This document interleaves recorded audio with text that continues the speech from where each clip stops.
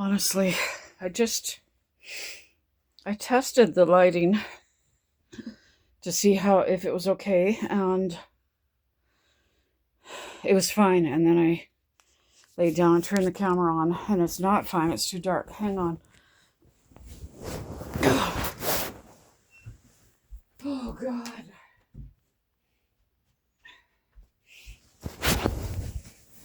Okay, that's better. It's almost 6 o'clock in the morning. I'm trying to figure out what the deal is. Why? I have got tape on my nose here. Just ignore it. It's stupid looking. Why? Okay, so it's almost 6 o'clock in the morning. It's 5:55. I have had zero sleep.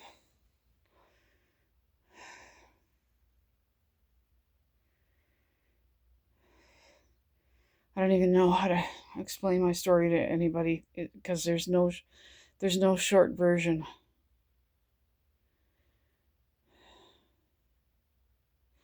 It's been a decades-long thing, a decades-long marathon of not sleeping and trying to figure out why not, and uncovering more and more and more of complex sleep issues. And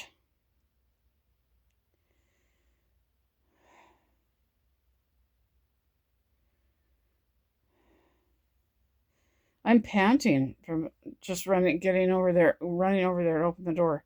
Like there's something wrong with my breathing. Oh, shucks, I forgot to grab my oximeter from.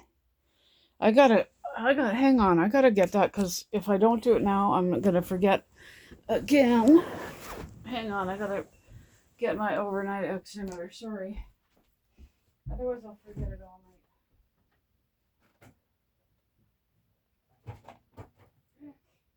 Just dropped a whole box of Q-tips. And they all fell out of the box. Darn it.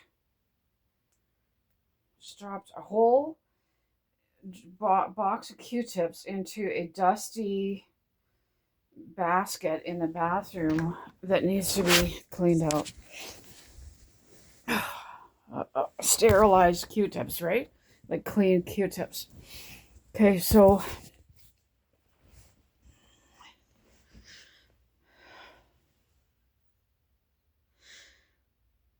it's a complex medical situation, right? And it's taken years to unravel more and more. And now tonight, here's what I'm thinking. Here's where my thoughts are. I have this severe aversion to going to sleep. I'd rather do anything than go to sleep.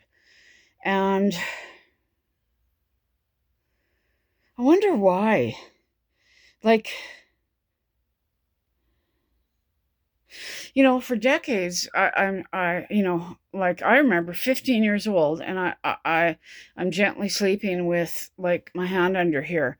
And as the years went by, I'm pushing harder. It just seems more important for me to be pushing up under here. And now, even with the CPAP on, even if I wear a cervical collar to bed, I have my hand under the collar and I'm pressing up. So my initial thought was, well, you've been doing that all these years, because we eventually found out I had sleep apnea. But I think it's more than that, because I've got the CPAP machine, right? So I think it's a narrow airway. The point that I'm making is, we often do things that are unexplainable. We're often doing them for good reason. We're often doing them. There's a reason why we do things. And it may, these little things may seem odd and this and that, but there's often a really good reason why we're doing something medically. And I wonder why. I wonder if there's a reason, a medical reason, why why I have such a severe aversion to going to sleep. And as the hours go by, I feel worse and worse.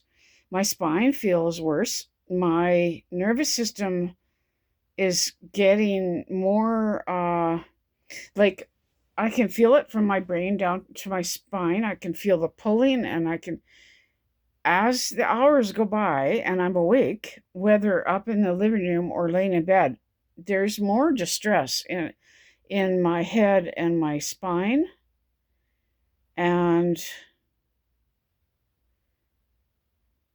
like it's like my nervous system, as the hours go by, it's like my nervous system is getting plugged into an electrical outlet. I'm getting more and more, I don't know what. I wonder, I really do wonder.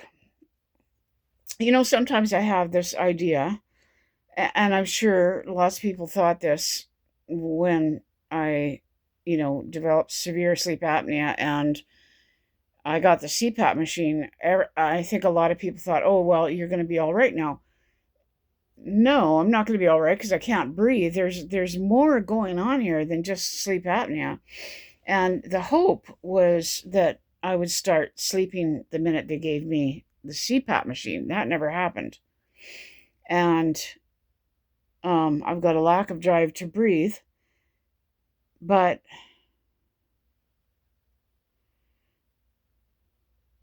there's something going on here. Why? See, I remember 15 years ago, I started to get, I've been trying to fight for help. At 25 years old, I started pushing hard to get help with sleep. And I think at 25 years old, things got worse because they put braces on my teeth, removed a bunch of teeth, made my jaw smaller. And what I think they actually did way back then, I figured this out recently, what they did was made a mouth breather. They made my narrow airway even smaller by making the jaw smaller and pushing the jaw back. So at 25 years old, I really started pushing for help, and they thought it was a psych issue. And, they were giving me sleeping pills, and I believe even back then I had sleep apnea. No doctor can drug sleep apnea out of you. If you have undiagnosed sleep apnea and they're giving you sleeping pills, they are making your apnea worse. You cannot drug sleep apnea out of anybody. So imagine or the orthodontist made the airway issue worse, and then they're giving me sleeping pills, which made the apnea worse. And imagine being in distress and they are misdiagnosing all of that as a psych issue. You're in distress because you can't breathe. Like, you know what? Doctors are capable, like, of making, I'm not saying doctors are evil and stupid and terrible.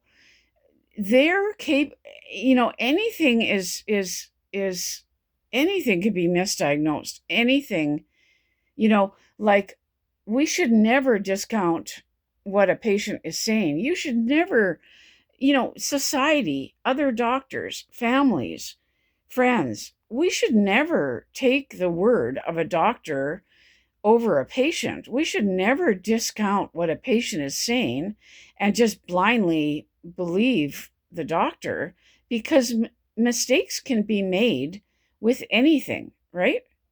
So when I hear patients talking online, no matter how crazy it is, I no longer disbelieve patients. Like, I don't think I ever did take a doctor's word, because I've sort of always been in this position. I've been in this position for decades, but most people haven't been misdiagnosed for decades, right?